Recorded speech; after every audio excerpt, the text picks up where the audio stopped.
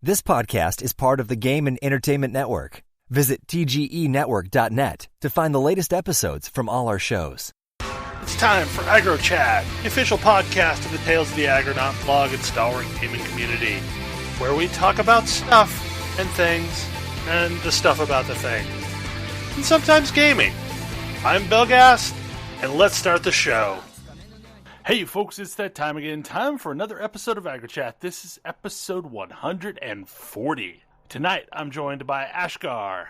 Hello. Grace. Good evening. Kodra. Hi. Tam. Hello. And Thalen. Hey there. So tonight, we're sitting down to record our Games of the Year show. And in truth, this is part one of two from our Games of the Year show. We've divided our list in half, and we're just about to do a marathon show where we record two separate shows in one night. So yeah, let's get started because we have a lot to talk about. We currently have 17 things on the list, 18 things on the list. I'm not sure. Yeah, 2016 was a really good year. Yeah, it was a number. So yeah, like this was a really good year for game releases. And of note, like we've always said when we do this show, like, it's not necessarily that it was only games from 2016. It was the games that mattered to us during the year of 2016. Although, during Soundcheck, Ash pointed out that only one of which was released in a different year. This is how you know it was a good year. Yeah, that's... Because last year, they were kind of all over the map. They weren't all 2015 games. But anyway, let's get started. Pokemon Sun and Moon. I'm just going to assume Ash put this on the list. I did not put that on the list. Really? Who put it on the list? I put this on the list. Go Thalen. Well, that's right, because you got a 3DS this year. Because I got a 3DS for Christmas. So we've talked about this game quite a bit, but this feels like this was a much more difficult entry after X and Y and Sapphire and Ruby. Or at least I am personally struggling at this game because I am not that great at Pokemon. It's interesting because, admittedly, the last generation that I played in was Silver and Gold. So, that tells you how long it's been since I've played a Pokemon game. And, I felt like this was really easy to get into and not very difficult at all so far. It helps that I found a super awesome electric bug that, murdered everything everywhere on the first island. Okay, so what did you start as, Thalen? What was my starter Pokemon? Yeah. Rowlet. Really? I felt Rowlet was weak. I felt like Rowlet was weak against a lot of things early on. I mean, there's a decent number of things that get a bonus against Fast flying or both. Leaf, I think. I ended up not using Rowlet as the first Pokemon in my team for most of the island. That spot was taken by Charjabug because it could just murder everything. Is that the bug that turns into a bus? Yes. Yes. That is the bug that looks like... Yes, that is the adorable little bug that turns into a bus, and then I gather later turns into, some weird fighter jet looking thing. That's Seriously, awesome. It's amazing. It's really It gets, pretty quickly, it gets a dark attack, a bug attack. It starts with a ground attack, and was the only thing I had with a ground attack for I don't know how long, and an electric attack. And between those four, that covers most of the types. That's generally most types that I was running into on the first island were weak against one of those. This game has a lot of quality of life improvements that I'm really glad to see. I think this is the best Pokemon game so far. I'm largely in agreement, yeah. I'm definitely a big fan of it telling me, once I've fought a Pokemon once, from then on, what is and is not effective against it, so I don't have to go look at a chart. That's really useful. I like that it isn't a game of figure out a way to one-shot everything and then one-shot everything forever. I like that it is trying to remove some of the hidden information that is critical to tracking it. You don't have to interpret weird statements. Yes. The only thing that I really don't like so far is I do not like that Pokemon call for help. I find that mechanic largely annoying. It can get very irritating about after the 8th or 9th Pokemon in a row is called. I found that I greatly enjoyed AoE damage for this reason. The thing that helps is status effects, since most Pokemon won't call if they're statused. That's good to know. I've typically only bothered with status effects when I'm trying to catch something, so I have to use them more often. My playthrough of it, I did a thing because I sort of expected it to be much like many Pokemon games I played, and so I settled into I'm going to play Monotype, like I'm a gym leader. I also did this. We picked different types. We picked different types. I think you picked by far the easier type. The end of the game was a little rough for me. The end of the game was ridiculously brutal for me. I chose Ghost. I didn't realize how many things had like Bite. Ghost, Bite. Like everything gets Bite. It's crazy. Bite, Astonish. And like the things that don't have Bite have one of the abilities that lets their normal and fighting attacks hit ghosts. Doesn't come up that often. But yeah, I really enjoyed it. Playing Monotype made me figure out solutions to some things. Like, an entirely fire team does not have good solutions to, like, a Gastrodon or a Vaporeon at all. Yeah. That was the one thing that I liked about Ghost, was that I could solve problems if I could get the chance to. But I knew I wanted to use Mimikyu. Mimikyu is great.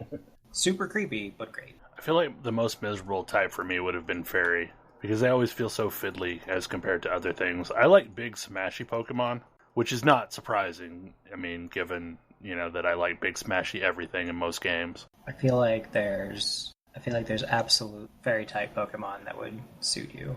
Hey, Belle, I think Granbull is your fairy type Pokemon. Yeah. Probably. No, like, I have one, and I use it quite often, but it so far is the only fairy type Pokemon that I've ever really wanted to use. Because that's the Pitbull looking thing, isn't it? Yeah. It's the Pitbull. Yeah, no. Big and smashy. I like that one. I fail at status effects, though. Like, I mostly just want to find things with bigger attacks and, like, overpower it with a different attack. Yeah, I'm bad at using status effects. Like I said, I typically only think to use them if I'm actively trying to catch something that doesn't want to get in the Pokeball. And then I'll try to put it to sleep or paralyze it or something. If I actually have a Pokemon that has one of those things, which often I don't. Sleep and Dream Eater got me so far. Okay. This has an accuracy that isn't great, but Dream Eater is pretty amazing. So just to keep things moving, do we have any other major comments about Pokemon Sun and Moon? Again, I don't know how this has been, in more recent ones, but it's interesting having a rival who is like a nice guy and is really friendly. I like that. Oh yeah, that guy's great. Gold and Silver were the last games that actually had asshole rivals. Yeah, Okay, good. X and Y and Ruby and Sapphire were like mostly just alternate people running around that you bumped into every now and then. I'm pretty sure in X and Y you were the asshole rival. Yes, Yes. I'm pretty sure. Oh, and also Team Skull are hilarious and incompetent, and I don't even know. I love their little dance. Definitely the best villain team, I think, ever. Like, I feel like Team Rocket could show these guys a thing or two, and that's saying something. Like if we had more people going to PAX South, I thought it would have been great to have everybody dress up as Team Skull. Yeah, clearly people like Team Skull, because I've seen some videos from a couple of cons, I think, of very large Team Skull groups. Yeah, I don't think they the ones I've seen, they weren't all together. They just kind of gathered up everybody that they saw on the floor that was Team Skull and took a group photo. So they independently all went as Team Skull. Probably a thing we're going to run into at PAX. I am down with this. I would be surprised if you didn't. I have a proper camera this year to take, interesting photos of people. Okay, so next game on the list is Dishonored 2. I am just going to guess that's Tam's pick. Is it? I don't know. I assume. Maybe not. It seems logical. Didn't think so. Yes. Yes, it is. There were a lot of really good games. Tam screwed up the system. I'm just going to take a moment to put this in. I did too. Any better. I did too, but I did it in a different way. But Tam listed 2 games on every line. It was great. And then I just put 2 submissions in from 2 different machines. It's fine, because It's we fine. ended up gaming the system at the end anyway to add all Yep. the things we wanted to say. I don't know why we bothered. Get an idea before we started. Because we're griefing Ash like he regularly griefs us. But anyway, so Dishonored 2, like I'm pretty certain this is a TAM pick. It's a really, really, really good game that I've been looking forward to for a while. I love the original Dishonored, and I feel like I love the original Dishonored, and I felt like the best parts of the original Dishonored were in its DLC. And I don't know a lot of people who actually played through all the DLC. Dishonored 2 opens up with the best parts of Dishonored 1's DLC and just carries it out through the entire game. So I played the first of the DLCs, but I did not play the one that would have actually helped me understand things in Dishonored 2. Yeah. Yes, that would be a problem. Dishonored 2 definitely assumes that you have some understanding of what happens in Dishonored 1 DLC. And it'll try to explain it a little bit if you don't, but you'll be a little bit lost. The other thing that I love about Dishonored 2 is I play a lot of stealth games. And Dishonored 2 is the first stealth game I've played in a long time that was a legitimate challenge. Like, I had to turn it, I usually start stealth games by turning the difficulty up all the way, adding a bunch of bonus stuff, and going to town. It's like the only game type where I do that, because I normally am not that interested in playing games that are super hard. But stealth games are kind of my jam for that. And Dishonored 2 is incredibly difficult in entirely fair ways that made me really think about how do I handle that? What do I do about this situation? And gives you some really, really cool, really powerful tools that require some, require that you get really clever, but makes you feel really clever when you pull off the difficult stuff. Well, I feel like the introduction of clockwork units was really interesting. Yes. That was a nasty wake-up call for me. Because the game was already pretty difficult. Because I insisted on playing with Ghost with no kills. I'd originally planned on starting it Ghost, no kills, and no powers. And wow, no. I know it's doable, but wow. I feel like you could do no powers pretty easily on like a murder spree run. Yeah, that's certainly true. I appreciate that they added a whole lot of depth to the non-lethal gameplay that wasn't in the original. One of the biggest criticisms of Dishonored 1 that I always thought was pretty reasonable, there's all these cool toys, but if you use them, but all they're good for is killing people. Well, the big problem was you had no way to non-lethally take someone down other than Sleep Dart. Yeah, Sleep Dart and choking them. Yeah, but if things went bad, you couldn't non-lethally take them down, like if they saw you. Yeah, and Dishonored 2 answers all of those questions. You can actually non-lethally take somebody down in a sword fight now. That's pretty awesome. And it's really cool. I really, really enjoyed, like, they added a whole bunch of depth to all the tools. The tools, I played with Emily's toolkit, which is really, really clever. It's more sneaky it's more complex than Corvo's. And I really liked that there's so many different tools that don't have an immediately obvious use, but are useful in a broad sense, and especially with comboing with other tools. One of my favorite tricks was I've got an ability called Domino that links a bunch of people, and so whatever happens to one person happens to all of them, which is great. Except I have to be able to take one of those people down without being seen for Domino to be useful. And in a bunch of places, I couldn't figure out a way to make that work. But I can also conjure a decoy who can also be dominoed and who I can choke out. And so it was this really neat sort of weave this web of crazy shadow magic powers. You can basically make a voodoo doll. Yeah. I'm really looking forward to the inevitable DLC. I really, really like where the story goes. I feel like it's kind of fitting. I am going to eventually pick this game up when I get some spare cycles, but I did have a lot of fun solving the one puzzle that Tam helped me send my way, which was awesome. Oh yeah, there's a couple of places where you've got puzzles to solve. One area has like a door with a really difficult puzzle that you can do without getting the you can like play through the level and get the solution, or you can solve it yourself. And I was like, well, I'm going to solve it myself because there's an achievement for that. There's also an entire level that's just a puzzle. The level design is brilliant. It's some of the cleverest levels I've seen in a video game in years. Its level design is this sometimes kind of lost art, and Dishonored 2 has it in spades. It's really cool. One of the things that I really liked is, so you've been highlighting the things you could do with Emily, but if you literally just wanted Corvo Rides Again, the game was exactly Corvo Rides Again. You could pick it up, and it felt the same as the first one, as far as, movement and getting around the levels and using the abilities that you already knew. It's a different engine and it's a different game, but they did a really good job of replicating the feel of Corvo. Yeah, I had a lot of adjustment to do switching over to Emily because she's not as strong, but she's a little bit faster and can jump higher and is just more agile in general. And that really changes the way I move around.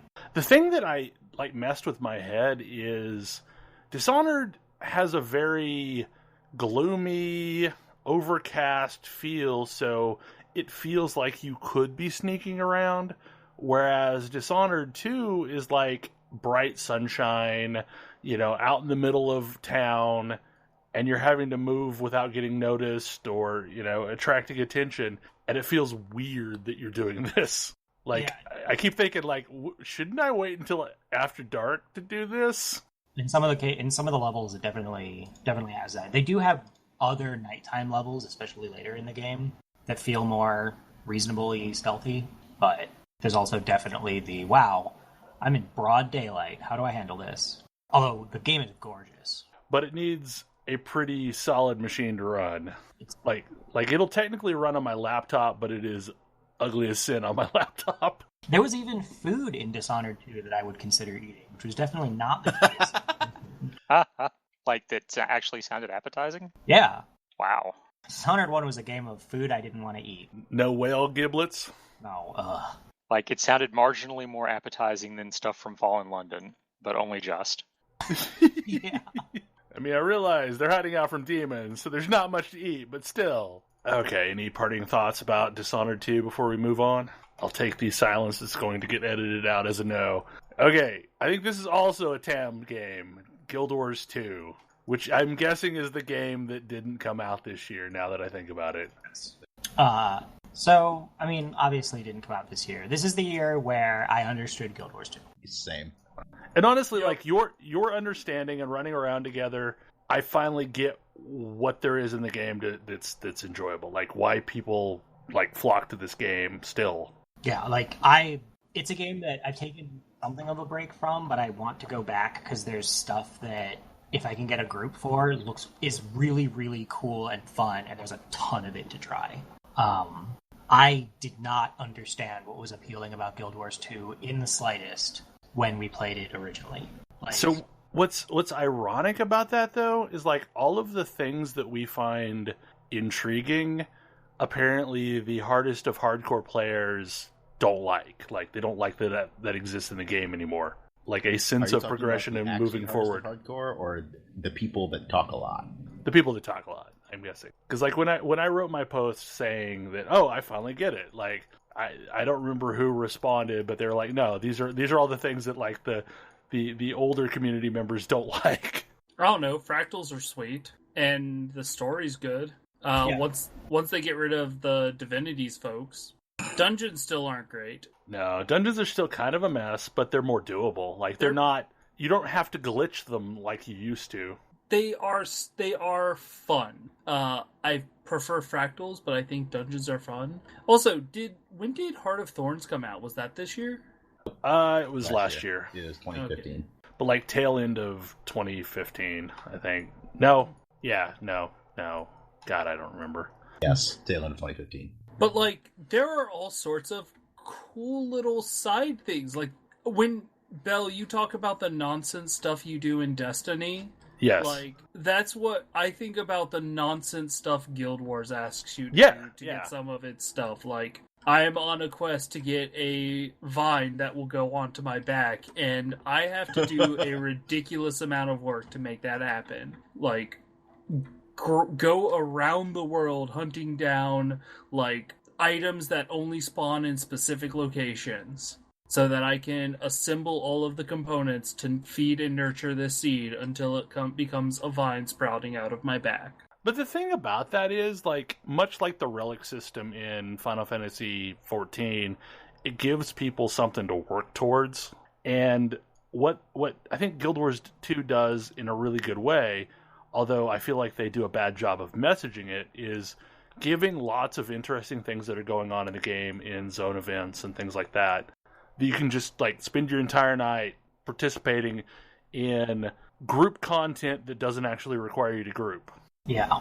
I think that's their niche, is like they do a really good job of giving you engaging group content that doesn't require a group at all. And honestly, like, the more I think about it, the more you mentioning Destiny makes a lot of sense, because Destiny kind of does the same thing.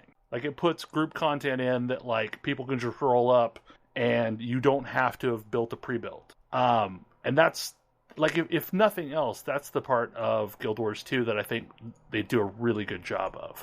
Yeah, I mean, the other thing that I think they do a really good job of is fractals. I have been skeptical of the idea of a non-Trinity based compelling group content model basically since before Guild Wars came out, and the original Guild Wars did not convince me otherwise in any way at all. But of the fractals that we did, I definitely saw it. Because it didn't really matter what class we were, but we were working together in a coordinated way.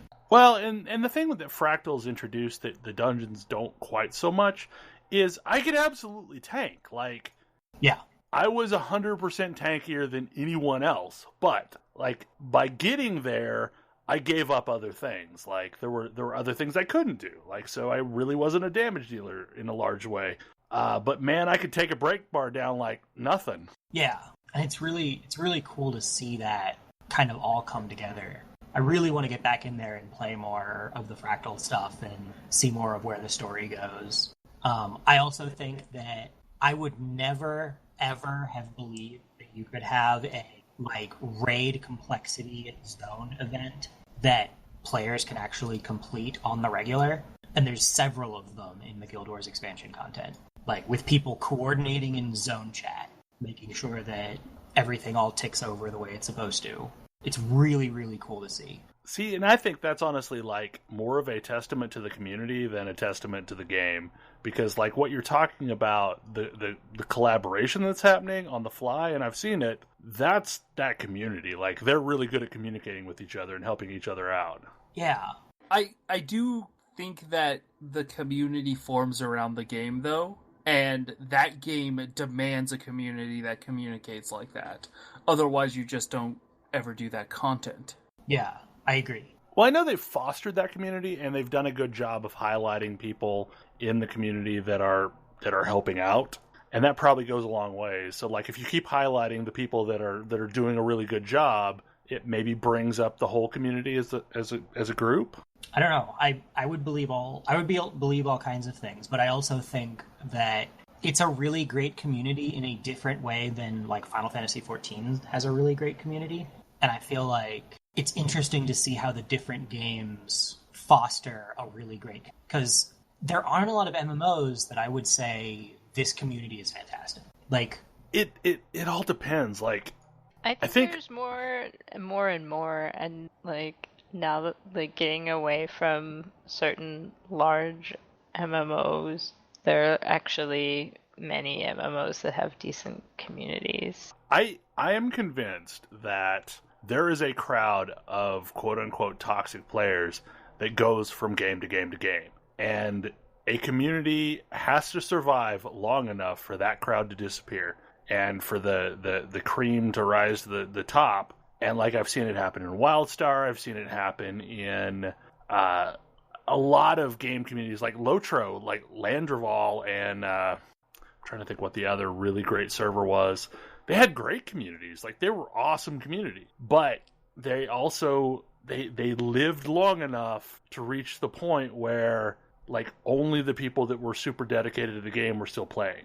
I think that's when you get the really good community, because like Antonius Bale was an EQ1 server.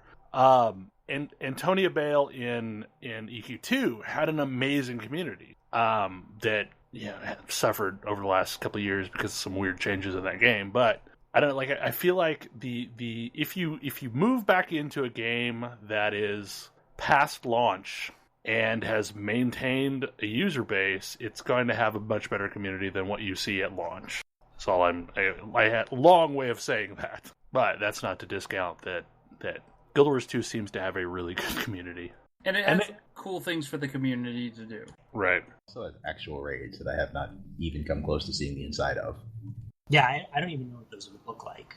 So what do you have to have, like, Ascended gear to get in there, or like the purple stuff? You can probably start with just, exotics. Yeah, Really? It's more about having the people. You just kind of need 10 people. Yeah. Okay, any parting thoughts on Guild Wars 2 before we move on? Okay, Digimon Story Cyber Sleuth. Ash, this is a you. Yep. Learn us why this is a you. Digimon Story Cyber Sleuth came out in something like February of last year. It is a sort of, monster battling RPG in the same sort of vein as Pokemon is. And Pokemon, despite being the best Pokemon game in years, is probably the third best game in that genre that came out last year. Wow. Digimon Story plot's a little weird. You start off becoming half cyber and can jump into computers and use that power to solve crimes. It's a lot plot heavier than Pokemon games are, generally speaking. Also, it's sort of a me game in a lot of senses because it's a systems game. Digimon don't just evolve like once and then they can maybe evolve again and they're done. They usually evolve into several things depending on what their stats are, and then you can always go backwards into anything you've seen before. Oh, really? That's kind of cool. As a result, you pass through a whole bunch of different forms and collect abilities sort of like FF5, in that you go through various classes and learn new abilities. And FF5 is not really built for you to break its systems in a way that, like, say, Bravely Default is.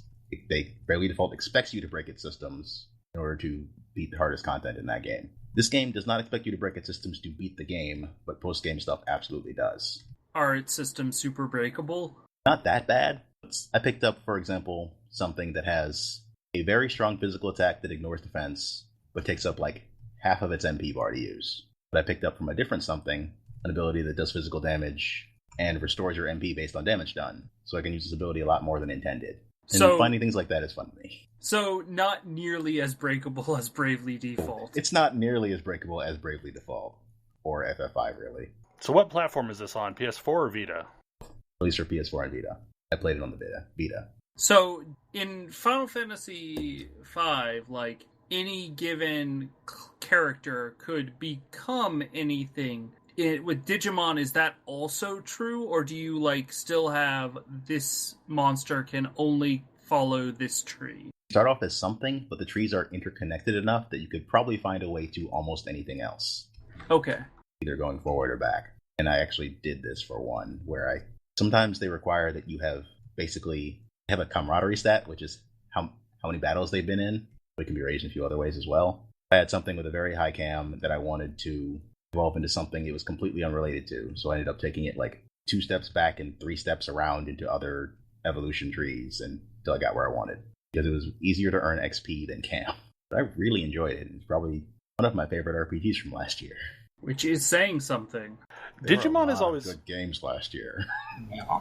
Digimon was always one of those. By the way. Digimon was always one of those games that I thought I would like to play, but I never got around to playing it for whatever reason or another. There have been a lot of different ones. There's one coming out later this month that is not at all similar to Digimon Story. That involves you running around the world with real-time battles and things like that. So there's a variety. Digimon wasn't the game that you could put random CDs in your PlayStation. Monster Rancher. That was Monster Okay. Rancher. For whatever reason, I played that too. Okay, I played that one, and for whatever reason, in my head, those games get cross-linked. They did both have cartoons. Yeah, maybe. That may be part of it. I've also never played Yu-Gi-Oh!, which is probably a sign of my age.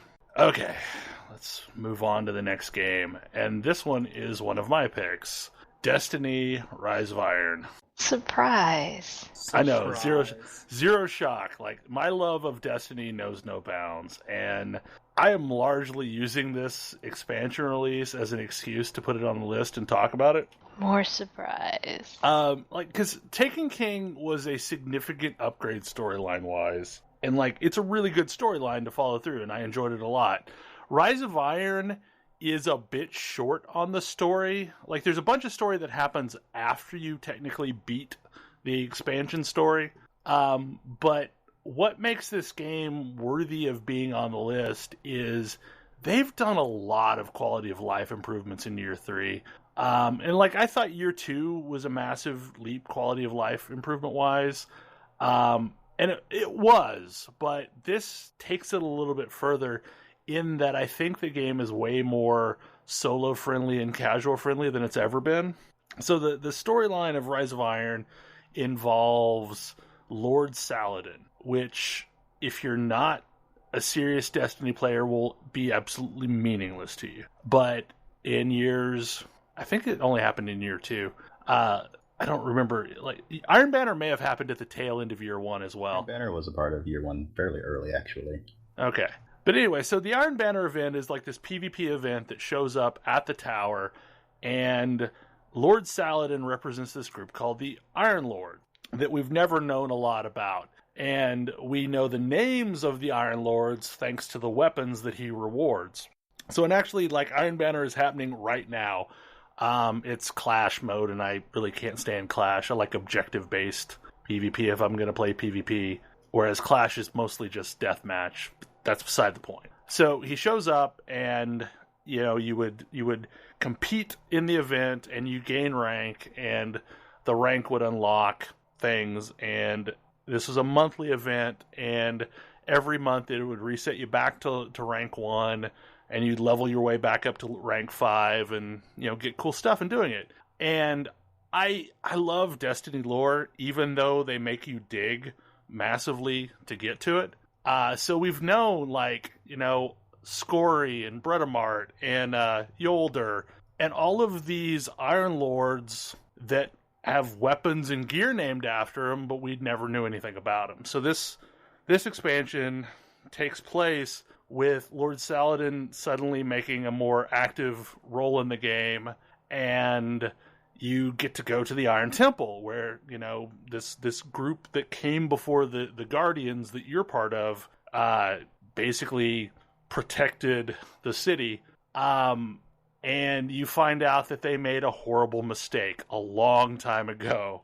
And you're fighting this thing called Siva, which is basically a sentient nanite that, if it were used for good, could, you know, terraform entire planets or, you know, build, you know, giant structures for people to live in.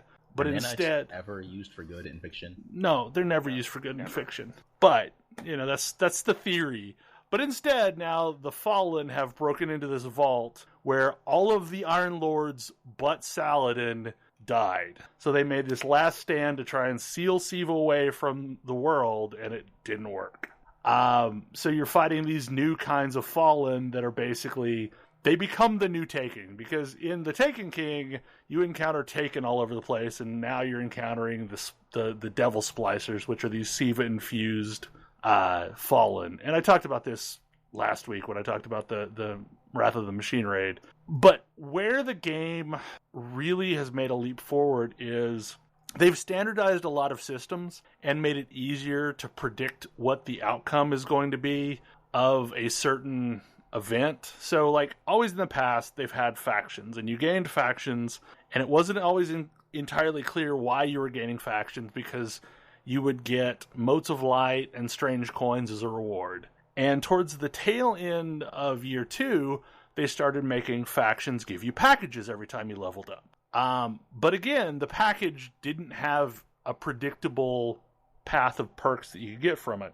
So now, one of the changes they made is, like, you level up with the Vanguard. You get to choose between 3 packages. Like, you can either choose a random weapon, a random piece of armor, or a chroma pack, which is cosmetic stuff. Why you would ever choose that one, I do not know. No, that's the bad choice. Because the thing is, the other packs also have cosmetic stuff in them randomly too, so Yep. it's not like you're not getting cosmetic stuff if you choose a weapon pack anyway. Right. So, like, right now, I am always choosing weapons because, like, I have reached 400 light, and now I'm just looking for interesting rolls. And in addition, they added an artifact system, which does some interesting things. Like, the one I run around with all the time is Memory of Galleon, which they're all named after Iron Lords that fell. And Memory of Galleon gives you tracking all the time when you use your primary. So, basically, you get the Hunter ability that gives them tracking all the time when they use their primary. There's other ones where there's what's the Arkstone from Diablo 3? There's one called Memory of Scory, which basically gives you a buff for every other person in the raid that has the same artifact equipped. So Unity is the ring in Diablo 3. that does Unity, that. there you go. Arkstone does something different, but similar, right? Where Yeah, if two people have it equipped, then like lightning spawns between you. There you go. I knew it was something. But yeah, so like they do different things. Like one of them takes away your super entirely, but gives you an extra melee and an extra grenade charge. So, I noticed you spend a lot of time talking about the loot in this game. Yes, it is a looter shooter. We call it Space Diablo for a reason.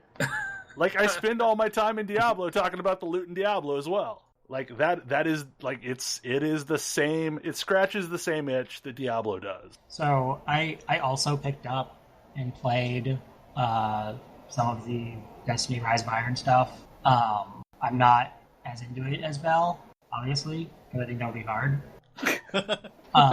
I think the people who made the game aren't as into it as Bell. Look, people have had to listen to me ramble off at length about this game. And Grace just kind of smiles and nods sometimes because I get deep into the weeds on it.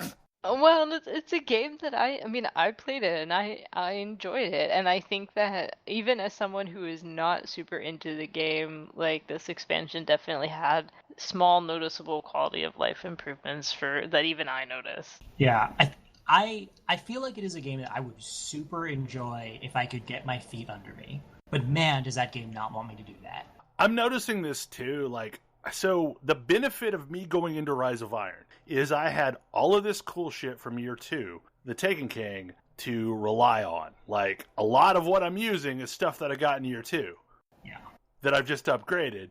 Now, I recently got an Xbox One, and I have been trying to level that account up, and I don't have anything cool. I am a blueberry, as people call them. Like, I have mostly blue gear equipped.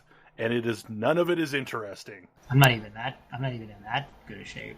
I am only because Belle dragged me around, but like I'm still at the point where I couldn't tell you whether it was good or not.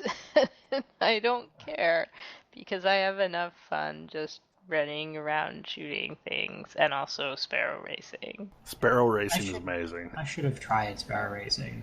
You still can. I may have to do that because I know that my gear is bad. And I know that my gear is bad because I literally cannot do any of the Taken King content.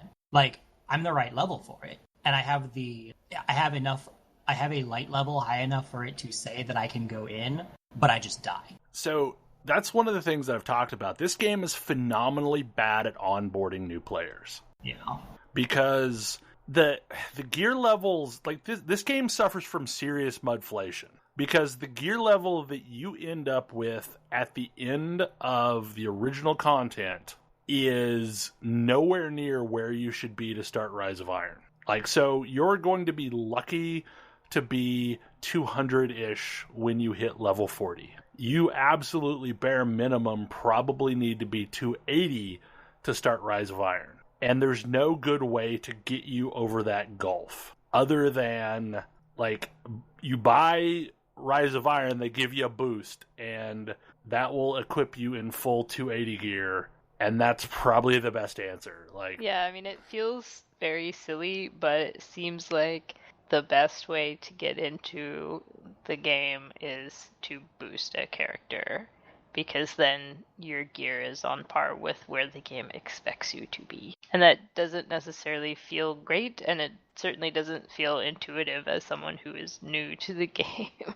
I might Well, I mean, in fairness, I actually think that is the best way to approach Guild Wars 2 as well. Is if you pick up the expansion, boost a character up to level 80, and then do whatever you feel like. Well, and just like Guild Wars 2, Destiny has the same thing going on where you can pick up stuff on your main and easily shift it to your alts. Because, like I got one character to 400, and within days, my other two characters were at like 398, 399.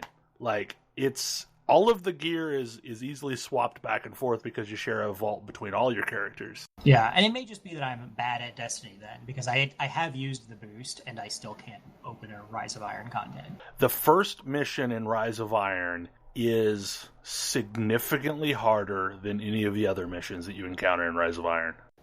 That, you fight Sepix Prime Resurrected, and that fight is just painful. Like, even Yes. Yeah. So I like on the Xbox, like I am a decent Destiny player. I did it in 280 light gear, but it was a challenge. Like, that was a thing that was difficult. When I did it on my year 2 characters, though, on the PlayStation, I was in 335 or higher gear throughout most of that content, and like I had no problem with it. It was still annoying, but I had no problem with it. So like I said, this is a game that suffers severely from being bad at onboarding new players. Yeah. That having been said, I played through the year 2 expansion stuff. And I could play through all of the story stuff after getting the character boost. Yeah. And also did the class quest thing where I unlocked the third tree, and that third tree is super fun. Yes. Are you a warlock? Yeah. Yes, that third tree is super fun. Well, like, the third tree for everyone, apart from maybe hunters, is really fun. And like, hunters are good. It's just like every class seems to have every class seems to have a group utility tree. Like, for Titans, it's the Void Tree, which is... God, I'm forgetting the name of it right now. But it's basically the giant bubble. It's called the giant bubble. It's the giant bubble. Like, it is not a great tree to level in, because you don't have a super powerful ability that you can use to take things out. But it's a really handy tree for raiding, and there's a lot of fights where you want to strategically put a bubble in a specific place so people can stand in it safely and get a buff and then duck out and fight the boss. And the same is true for hunters. They get the Void Arrow class Night Stalker, and it's this tether. So it's super useful, but it's not like flashy. Like, it's not Palpatine like the Warlock's got, or Super Hammer Bros like the Titans got. I feel like that class already had a flashy, though. Yeah. Blade Dancer was pretty flashy. I mean, Well, Golden Gun was too. Yeah, you can snipe with a Golden Gun, You can instantly kill 3 people. And Blade Dancer is just, like, brutal. Like, it is so... Like, you can win against... You can't win against a Blade Dancer, but you can kill trade against a Blade Dancer if you're really good at melee. But it requires perfect timing to hit them as they're hitting you. But anyway, like I said, I kind of get into this game, but I definitely think Rise of Iron did a lot of good for the game as a whole, and it made it a bit more open to new players. It's still not great, but I soloed my way to 400 light, and I really didn't do any major group content until I was already 400 light. Like, I hadn't seen the raid until I was 400 light. So the fact that I could do that is a lot better than some of the previous years have been. I mean, if I had played more over the holidays before Sparrow Racing was gone, I probably could have gotten to 400 light just by Sparrow Racing, which is super fun. Yeah. And like, while I still haven't really found a way to play that game that works for me, I can see that exists. I just haven't gotten there. So part of the problem was, like, when Grace and I first started running around, I somehow missed the fact that Siva Crisis Strikes were a thing. I thought all we had was heroics, which now heroics are like mini Nightfalls, in that they have negative effects to it. So, like, it may be arc burn, which was vastly different than Year 2 heroics. But now they have like an intermediary step between the lowest of low and then heroic, and it's these Siva Crisis strikes. And they drop skeleton chest keys. And at the end of every strike on that difficulty rating or higher, there's a horde chest that drops loot. And it's loot specific to that strike. And from that, you can get a lot of really interesting things. Like, I have been farming a pistol that is really good, trying to get the best roll. And I finally got one that was pretty decent.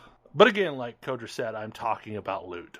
Like, that's the thing that's the hook for me, is probably lots of interesting loot. And the weapons feel vastly different when you fire them once you leave Blueberry Land. Yeah.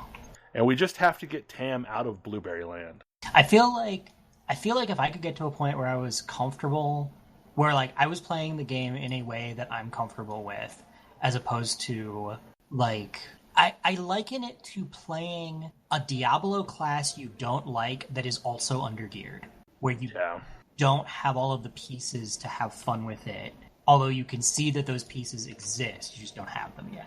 So one of the things that helps is if we can ever get you through the Rise of Iron content, there are 2 quest givers in the Iron Temple, and every week they give 2 different quests, and they're largely complete a bunch of patrols. And it like requires you to have done 3 of this type of patrol, 4 of this kind of patrol, 5 of this kind of patrol.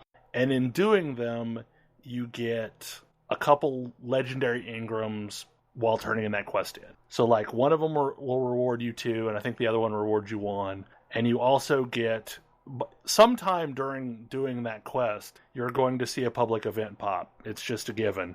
And participating in your first public event of the game, or of the day, guarantees you a legendary Ingram. So in doing that, you're going to start to get some interesting gear. Like, I wrote a guide on how to get to 400 light solo that I did not follow, and because it's the most boring way. Like, I want to decode every legendary Ingram I get because there might be something cool, even though the correct thing to do would be to wait until you get to 365 light, when you stop getting upgrades from blue Ingrams. But in doing that, you're going to start to see some interesting stuff, and I think that will be the hook of seeing, oh, this weapon's really good in this situation, and this piece of armor is really good for these things. Because the blue gear is boring. It will always be boring.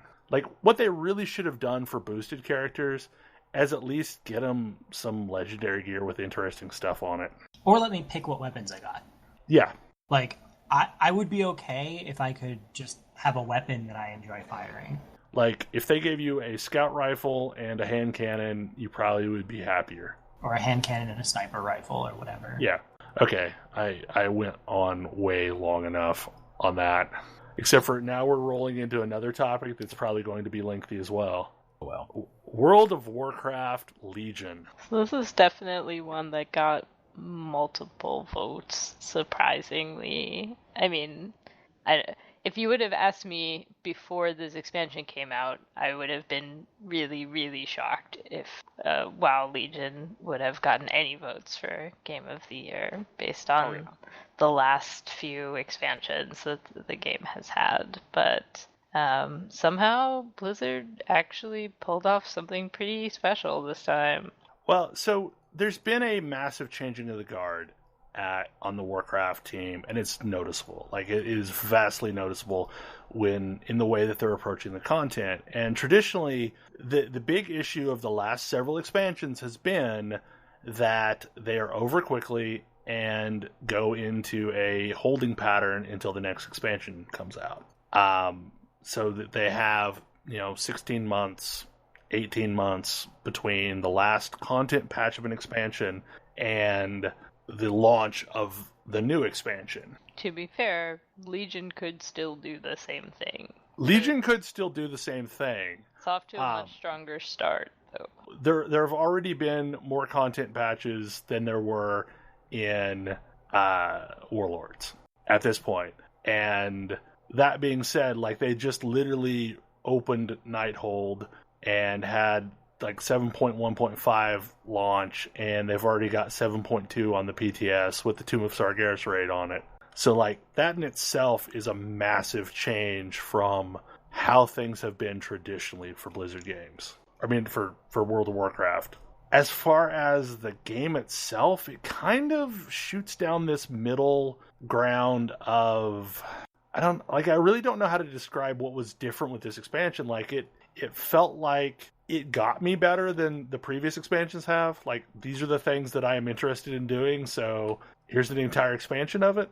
I mean, there are definitely things that I think it did poorly in terms of funneling people into content that isn't available in random groups or things like that. But as someone who more and more lately likes to play my games in a quasi-solo mode, there's a ton of things to do. And, the World Quest system, which is basically Diablo bounties, is like this fantastic way to gear up at low item levels and go out and sort of do daily quests, but not have to do the same 5 daily quests every day. And get something really meaningful out of it. The artifact power system is kind of wonky, but also gave this sort of gradual progression, and it felt pretty good, although I started losing interest in doing all of the things the game wanted me to do once I basically filled up that little bar on my main weapon. Well, what artifact power really did for me, at least, is like, as a tanks end up doing lots and lots of content, and after a point, it feels like you're just carrying people through the content. Like, that's like you're getting called to tank stuff that you don't need anymore and haven't needed for a very, very long time. But at least with artifact power, you were always gaining something that was useful. Like, even if it was small incremental amounts, like artifact power was useful. And like getting to 35 is a big noticeable difference.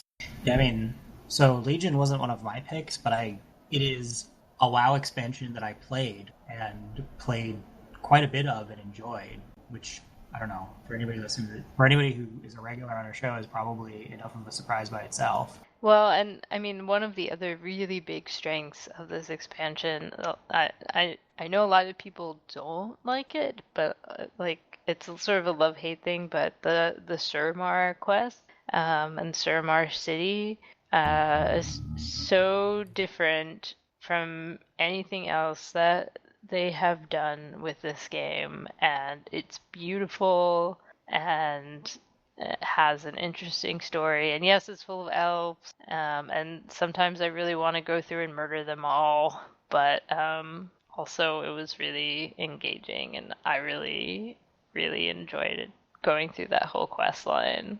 Now, the counterpoint to that is, because I did it on my main, I have zero interest on doing it on any alts. Yeah.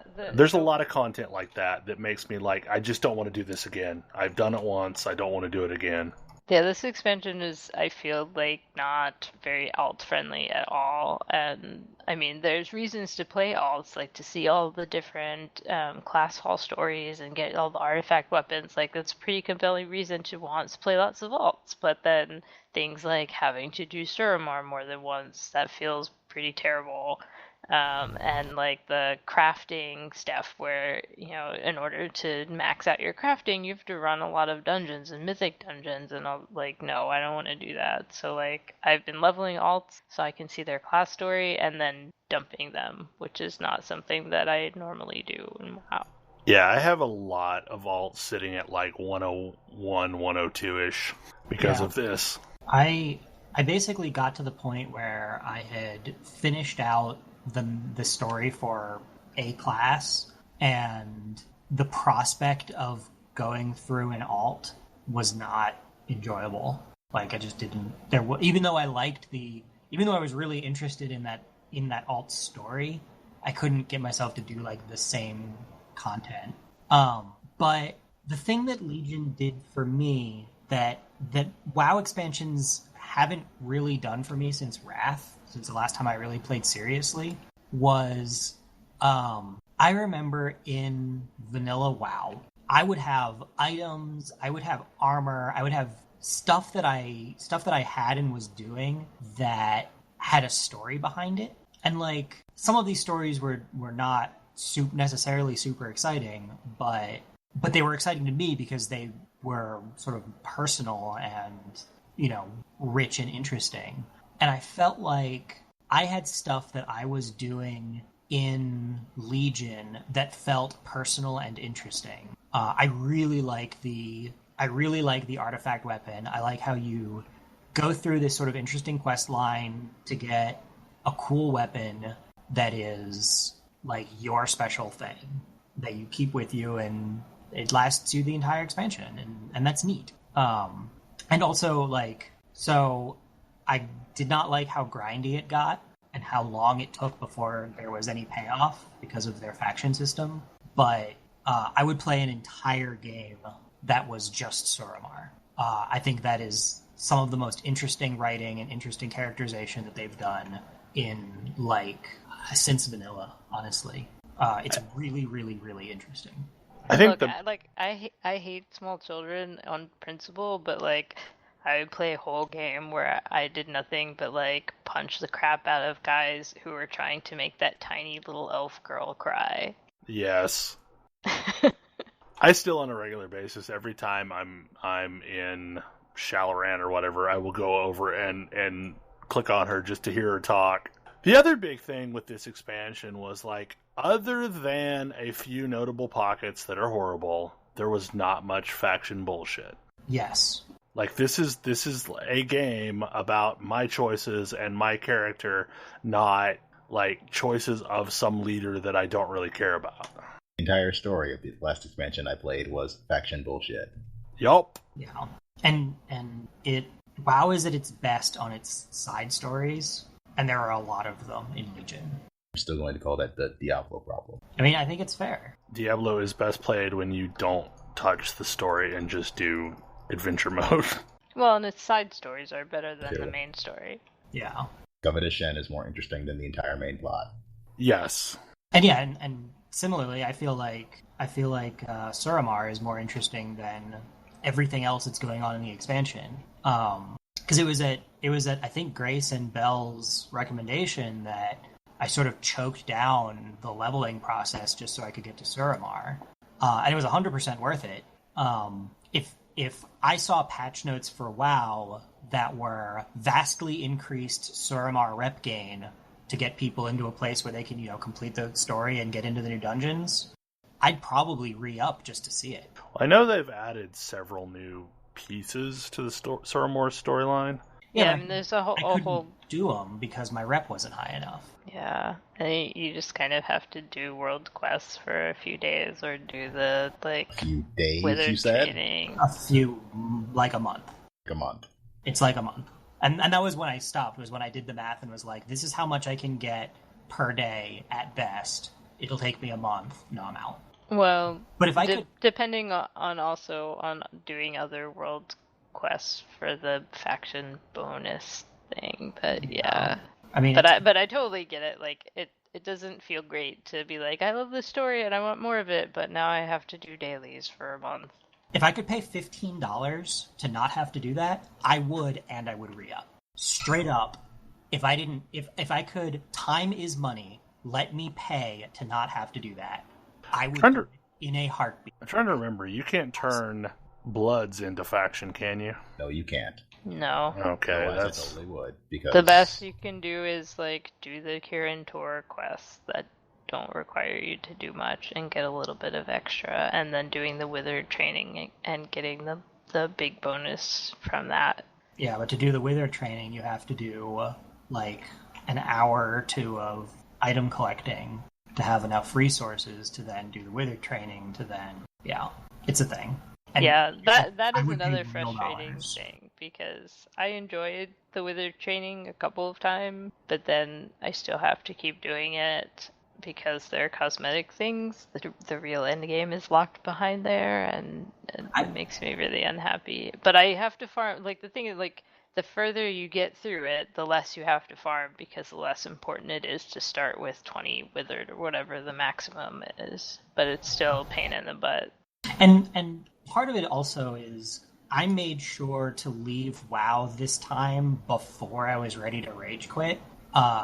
So like I said, if I saw a patch note that was, we decided we wanted people to actually see our Suramar content, or like, hey, we unlocked some new dungeons that are Suramar faction based, you can run them a bunch to get Suramar rep, or whatever, I'd probably re-up. That was one thing that felt like it was missing, in that there is a dungeon in every faction area. If you got rep for running that dungeon, that would be another way, just another path, or a way to vary it up. Instead, it's the wrong way around, where Yeah. you have to get the faction to be able to even set foot in that dungeon. And I mean, at least in a mild concession towards altism, they at least said, all right, once you've unlocked these, all of your alts can do them, which is great, but it still doesn't help the initial problem of, hey, like, we want to run this dungeon, but our friends haven't unlocked it yet. What a pain in the butt. Yeah. So, like, a pet peeve of mine, though, that's like, they've made it so if you run missions in your class order hall and you get faction tokens, you can trade those into your alts. But I still get a regular assortment of faction tokens on factions that have been exalted for, like, months that I can't do anything with other than consume them and cry. Like, all the ones from Withered Training can't be transferred. They're not BOA. The one you get from doing the Kirin Tour can't be transferred. It's not BOA. So that kind of annoys me. None like, of them are. The ones you get in your class hall are BOA. Like, so if you run a mission that says, this is rep with the High Mountain Tauren. Oh, are they? You can transfer those. Looked, I didn't think that those were. Yeah, no, I have transferred lots of those over to alts, but, like, if I had a complaint as a whole, the complaint is this is not an alt-friendly expansion, which is frustrating because, like, I am an altaholic when it comes to these games. Like, I have lots of alts, and I've managed to level 3 110s, but I'm not doing anything with them because it requires too much from me to try and push them up as well. Like, I'm spending too much time on my main. It's very mixed signals towards alts, because there's lots of reasons to play alts, and there's some things that are super easy for alts, like gearing up, at least the initial stages, is pretty easy with world quests. You know, there's like not having to re-unlock all of the dungeons and things is kind of nice. You know, Kara attunement is account wide, but then there's obviously these other problems with alts. Yeah. But Blizzard has always been kind of, I don't know that they know or care like how and why people are playing alts, which is frustrating. You would think that there's some really good numbers behind it, and they could take cues from other games that do alting better. Well, and for a game that is notorious for having really large periods of downtime, you would think that like alts would be a thing they would really encourage. But anyway, Legion was a huge step up from any of the previous expansions going back for many years. So I am very, very happy with it. And I'm really proud of the guild's progression to this point as well on the raiding side of things, because like we raid basically 2.5 hours a week, not counting the Friday night thing, and we've managed to do full clears of the first 2 normals, full clear of the first heroic, and now our 3 bosses into the brand new raid. So I am really happy with the way that end of things is felt as well. Anyway, that's probably enough WoW talk for now. Deus Ex Mankind Divided. I am thinking this was a Coder pick. Nope. Actually, that's a me pick. Okay. It's kind of paired with Dishonored 2 in the sequels to games that I really like, AAA sequels to games that I really liked that were going to have a hard time meeting the standards of the original. And much like Dishonored 2, I think Mankind Divided is actually better than Human Revolution. Much to my surprise. I was really leery when I found out the game takes place entirely in one city, because one of the things that I really associate with Deus Ex games is kind of globe-trotting to multiple crazy cyberpunk cities. and exploring them and seeing how they're laid out differently and so on. And that doesn't really happen quite as much in Mankind Divided. But the depth of the city is really interesting, and there's a lot to do, and there's a lot of side quests. There's a lot of interesting stuff going on. And I really liked the storytelling and the characters and just lots of the little details throughout the game. One of my favorite. It's got the perfect number of callbacks to the previous game. One of my favorite quests is a callback to the original and wraps up a story of one of the characters that I was always sort of curious about, and is delivered in a hilarious, subtle way. And I wish I could dig into the scripting to figure out exactly how they do it. But basically, you're walking around, Cyberpunk City, and one of the billboards will flash with a message for you. And if you aren't watching it, it'll just look like a billboard changing ads. But the moment you notice it, you're like, wait, that's beckoning me by name. What's this about? I think that's really, it's just a really cool in-world way of doing, mission delivery and story delivery. That quest was sweet.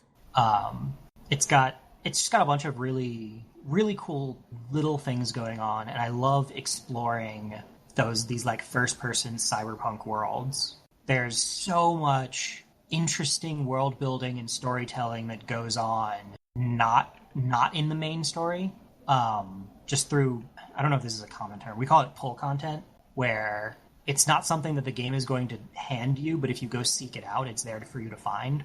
And so like I spent hours carefully breaking into people's apartments just to read their email, because their email all has really, really interesting stories.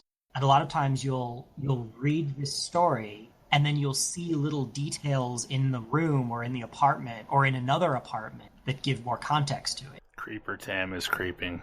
This game also does a very, very good job of putting you in the shoes of a person who is being systemically oppressed, essentially. And like, it does the world building is all about how, especially in the city you're in, because of who you are an underclass citizen. Yeah, I guess like this is not really spoilers unless you haven't played the first game, in which case, sorry, the statute of limitations is up on that one.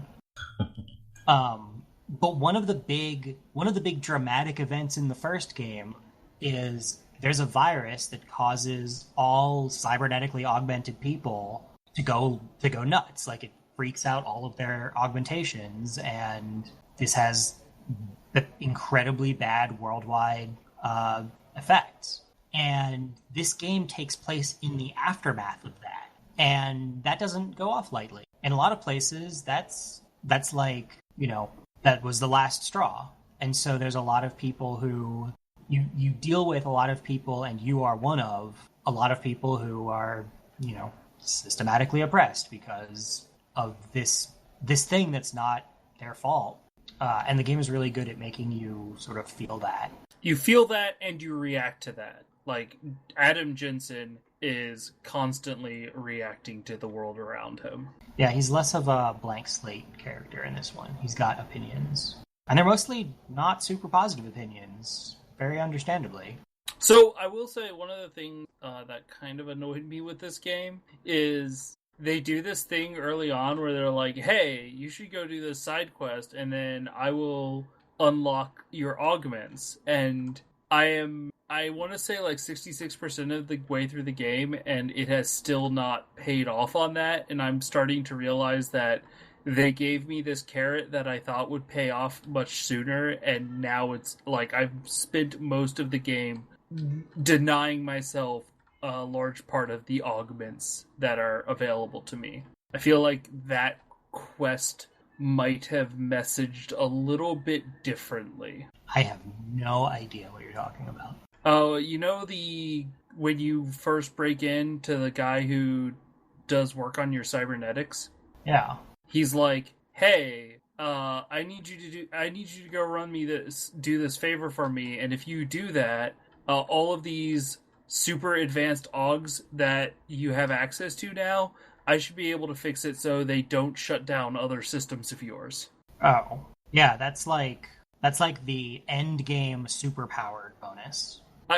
And he yes. said, but I always felt like he was pretty straightforward. Like, go ahead and use these because you should, and you can flip them on or off at any time. Oh, that's not the impression I got from that interaction. I had been intentionally not using those.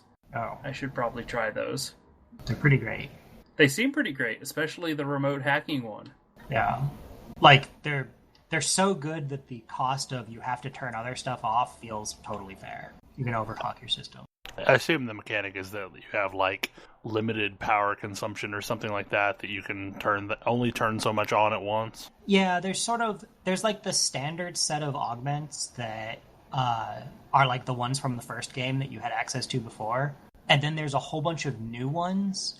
And the new ones are like, okay, these things are really, really strong experimental augments, but they have a crazy power draw. So if you're going to turn one of them on, you're going to need to disable another one so that power is balanced. And so, like, I turned all of the stealthy and remote hacking and so on ones and turned off all of the I've got ridiculous armor ones and didn't look back. And then close to the very end of the game, you can get an upgrade to all of that. That's like, okay, now that you've probably got enough, now that you've probably finally got enough, what are they called? XP, or I forget what they actually call it, but things that let you unlock new upgrades to have more than just the ones that you're using unlocked. Now you can just use whatever you want. Welcome to God mode. Basically, if you don't mind eating batteries like candy. Yeah, this is gonna date me, but like back in the day, if we went on like a school trip, I'd have my Walkman and then I'd bring like 3 changes of batteries for the Walkman. I have a device in my home that takes AAA batteries, and I still haven't turned it on because AAA batteries, what? Yeah. We always have a supply of AAA batteries because my wife is a school teacher and she's a mathematics teacher. And guess what? All those weird calculators run on. Yep. Hey, those calculators are amazing. Don't knock them. I still use them too.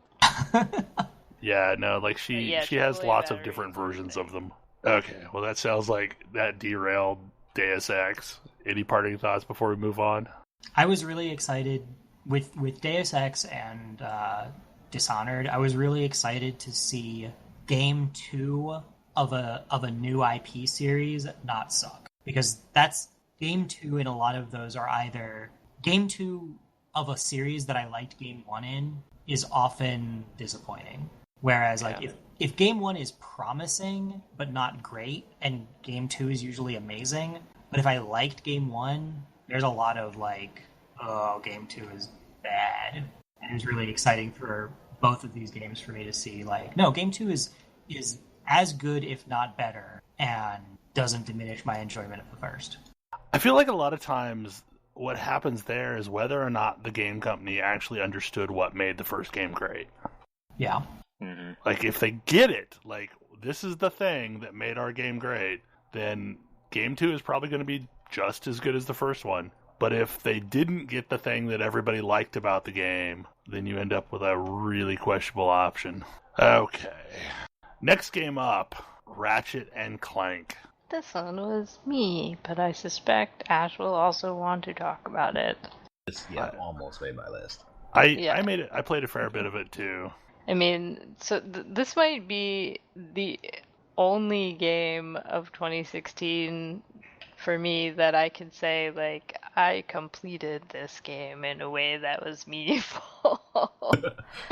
I mean, I've always loved Ratchet and Clank, and I mean, there have been some not as great entries in the series, but in general, like, the writing and the play of Ratchet and Clank games is always pretty fun, and this game is obviously a reboot of the original, but and so there's plenty of familiar, but it's also very slick and clean and super fun and pretty. And I had a complete blast. I feel like this is hands down the best way of rebooting a franchise I have ever seen, because you are basically playing through the game as remembered by a narrator from the first game, who is a unreliable narrator. And that in itself just feels better than, oh, we're just going to remake this game because, the old one is old. Man, I have never played a Ratchet and Clank game, and I jumped into this one, and I was like, what is even happening?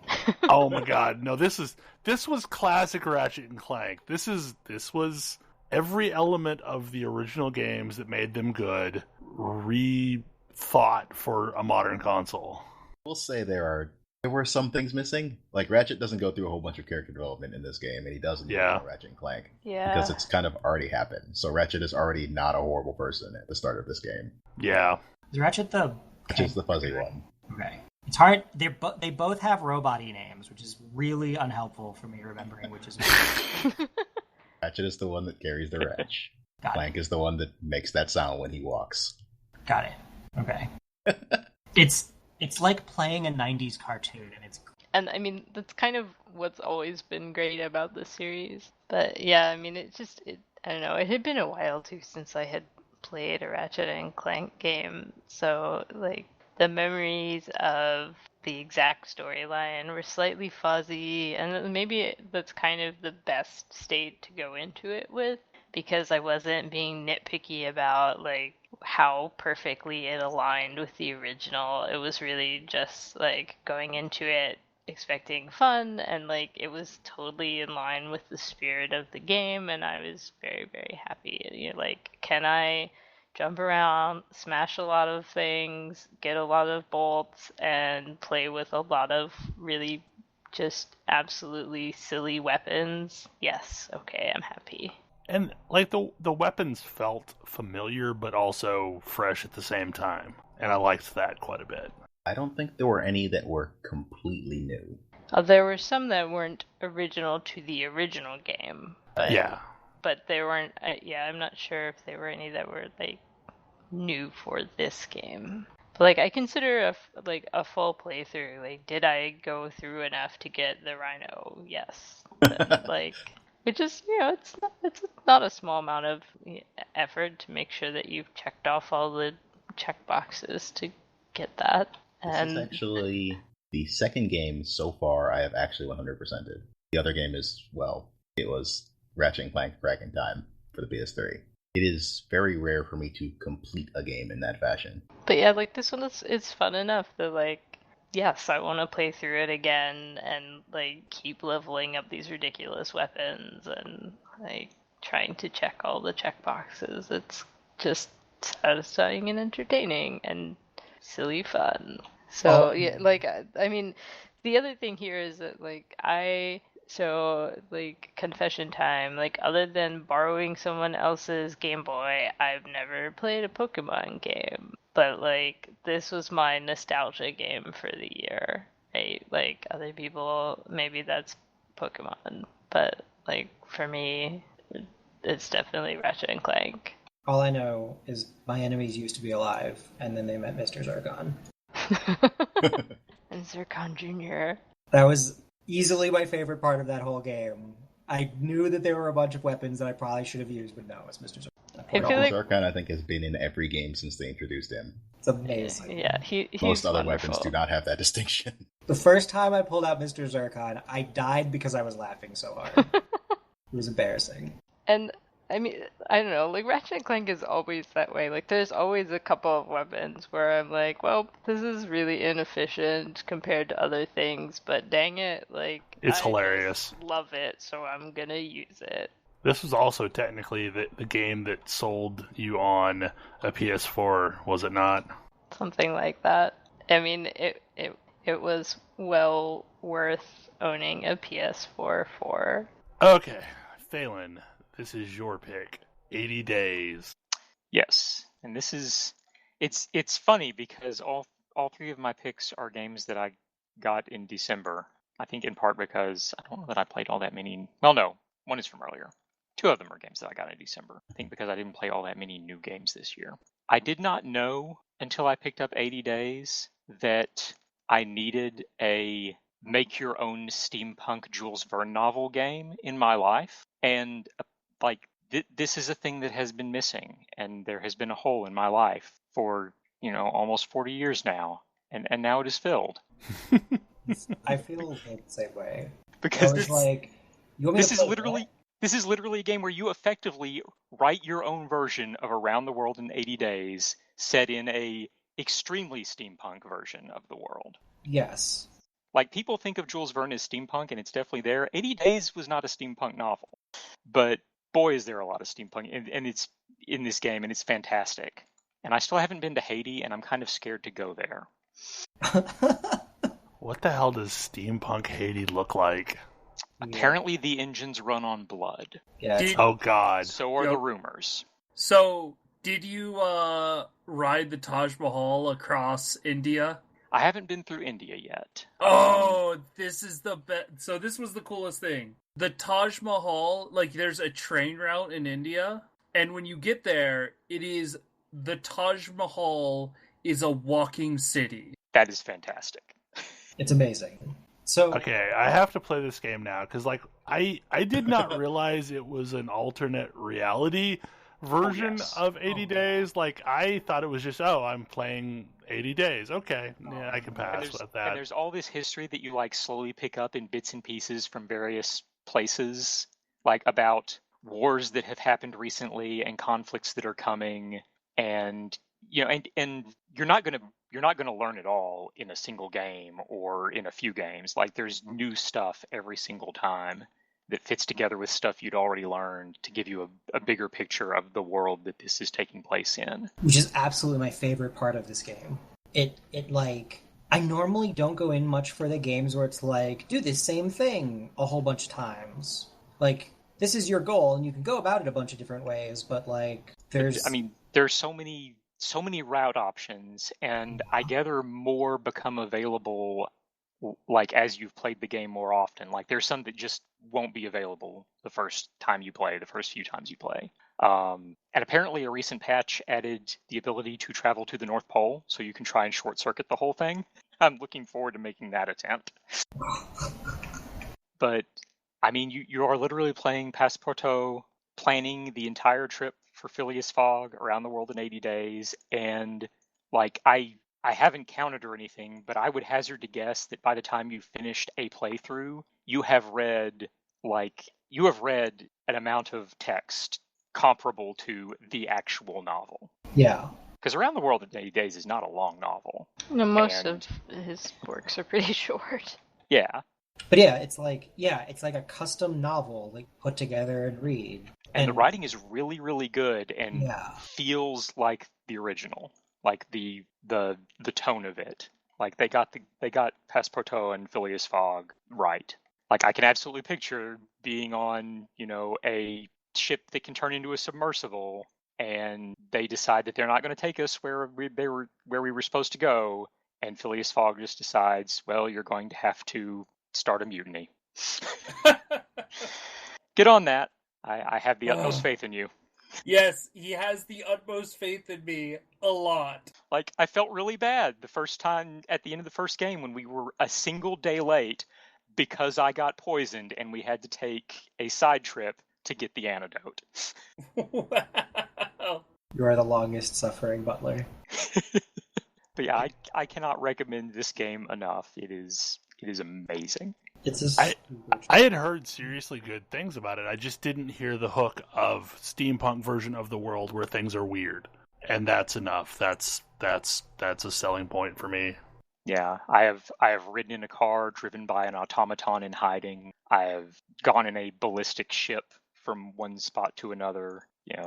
I was captured by sky pirates, but Phineas Fogg was fine with this because they agreed to take us on our way as long as we agreed to help them with their raids.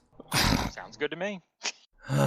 Whatever it takes. If it'll get you there faster. There is one goal, everything else is subservient to that goal. It's And a yes, suit. when I had the option to leave Panama and my choices were say fly to Haiti in something scary or go through the jungle on construction equipment with canal workers who had stolen it to leave, I took the construction equipment because Haiti sounds really creepy.